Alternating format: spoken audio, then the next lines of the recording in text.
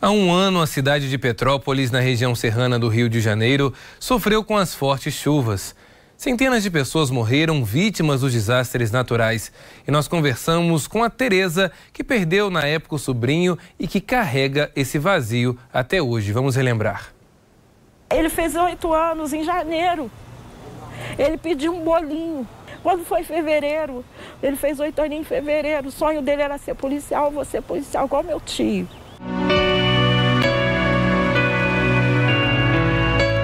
O relato é da Tereza, tia-avó do Pedro, que morreu vítima de uma chuva forte em Petrópolis no dia 15 de fevereiro do ano passado, em 2022. A tragédia foi informada pela irmã. De noite eu estava jantando, eu estava com meu esposo e a minha irmã me ligou desesperada. A minha irmã tinha ficado presa no centro. E ela falou, minha irmã, tem corpos em tudo que é lugar. Eu estou presa porque ela tinha ido, acho que no médico, e aí a minha sobrinha, achando que não ia dar tempo dela, que é sempre a minha irmã que pegava ele no colégio. Mas eu acho que ela achou, ela ligou, falou, não vai ter como eu pegar o Pedro, eu estou presa. Nisso já estava, você vê que já estava, como a chuva já estava. E ela ficou presa no centro da cidade.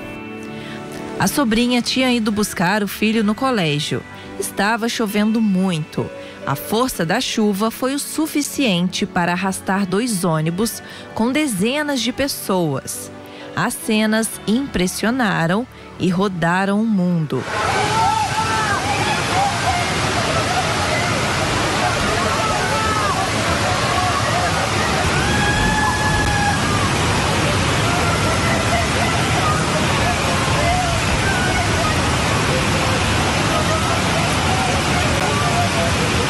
Ela foi arrastada também.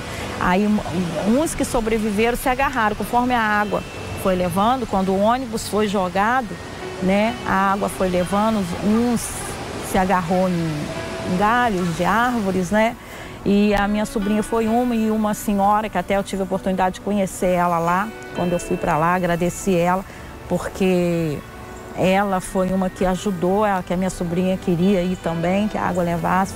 E até então não sabia aonde estava meu sobrinho. E essa senhora disse que ainda falou para ela, falou assim, você não tem que sobreviver para achar seu filho. A tia conta que foi principalmente um amigo que ajudou nesse período, o Leandro, um pai que perdeu o filho de 17 anos também para a chuva. Gabriel estava no mesmo ônibus que foi arrastado na tragédia.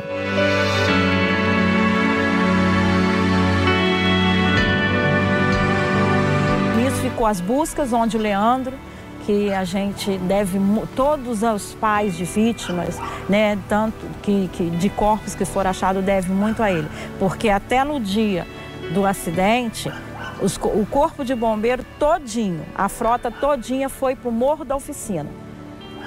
Quem ficou procurando os corpos na beira do rio foi o Leandro e voluntários que ficaram com ele até o final. E até hoje. Ele ficou depois que eu vim embora, mas ele saía de manhã da casa dele, ficava andando pela beira do rio, ele e a esposa dele.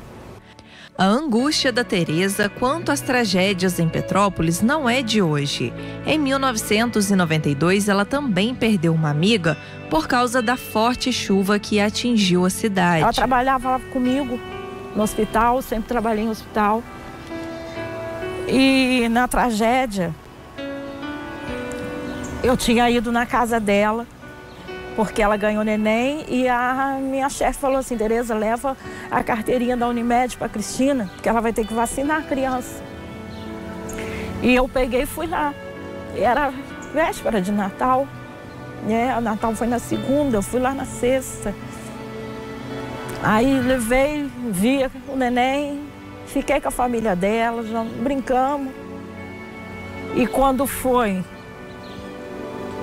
na sexta, quando foi no domingo, eu acordei, meu cunhado ligou na minha casa e falou assim, Paulo, fala com a Tereza que o quitandinha caiu tudo, porque esse cunhado morava lá. E a família da amiga dela não sobrou ninguém. foi todo mundo. Eu fui reconhecer. Eu fui no cemitério reconhecer cada um. O neném dela foi achado aos pedaços. Ela foi... Então, assim, eu já convivi com isso já muitas vezes. O que ela cobra é mais ação do poder público diante dessas fatalidades. Que haja uma estrutura, haja uma preparação, haja cursos, haja que a sociedade, né, o órgão público, né, esteja mais preparado, porque isso foi uma falta de preparação. Porque você está numa cidade que você não está preparado, eu sou leiga, eu não tenho que estar preparado, mas um órgão que tem esse curso, que está ali para proteger a população, eles têm que ter mais preparação, né, quando acontecem essas coisas.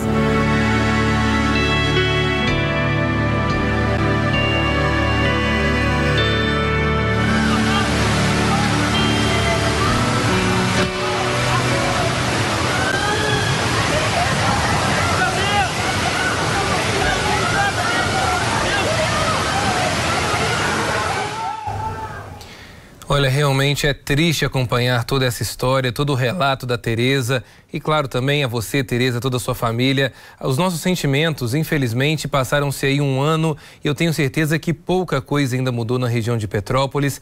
Não somente em Petrópolis, nós sabemos que, infelizmente, a maioria das cidades brasileiras que também sofrem com grandes alagamentos, Belo Horizonte, Juiz de Fora, como mostramos recentemente, e tantas outras, realmente um acordo grande e um dinheiro enorme precisará ser gasto para poder resolver um problema que já vem se postergando há anos. Quero chamar a Sulamita França para falar sobre este assunto. Sula, uma boa noite para você. Olha, nós conversamos com a Tereza, esse relato da Tereza foi feito para a gente em dezembro e de lá para cá pouca coisa mudou, Sula. Ainda continuamos vendo o reflexo disso na vida dessas pessoas, famílias que ainda sofrem e sentem a dor de ter perdido seu ente querido e nenhuma resposta ainda, Sula, para evitar tragédias como essa que vimos, né, no último ano em Petrópolis. Uma boa noite para você.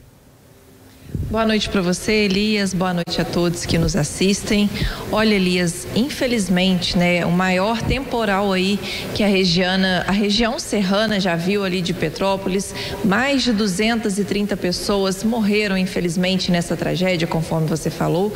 E eu conversei com a Tereza e o relato dela foi realmente muito emocionante, porque, olha, não é fácil, né, a gente perder um ente querido, um ente familiar, ainda mais, Elias, uma criança de apenas 8 anos de idade.